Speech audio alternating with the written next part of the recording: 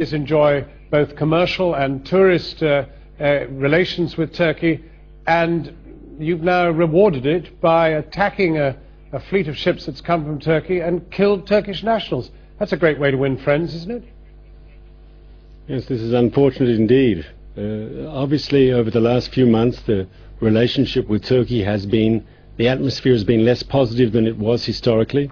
We think that's regrettable. We'd like to have a much more positive relationship with Turkey, and we hope the Turkish government feels the same way about us. So you're going to apologize to them? For what? Killing their nationals.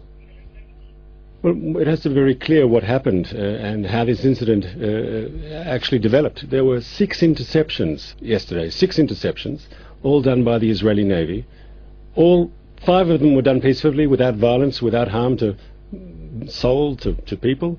In one place, unfortunately, the hardcore extremists on the boat, as your previous piece showed, used violence, and our soldiers who were in the operation had to defend themselves. They were under very, very serious threat. Their lives were under threat. They had to respond. If your allies, the Turks, and they are still technically allies, decide to accompany the next flotilla with a warship, what are you going to do?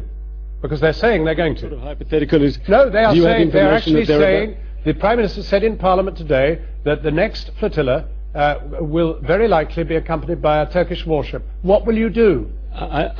What will you do? I don't think this is serious. What will you do? Sir, I don't think it's serious. Of course it's serious. Of course it is serious. This is an incredibly serious situation.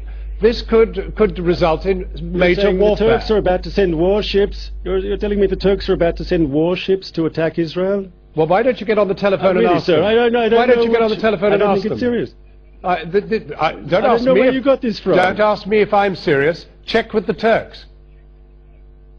Mark Reger, thanks for joining us. Thanks for joining us.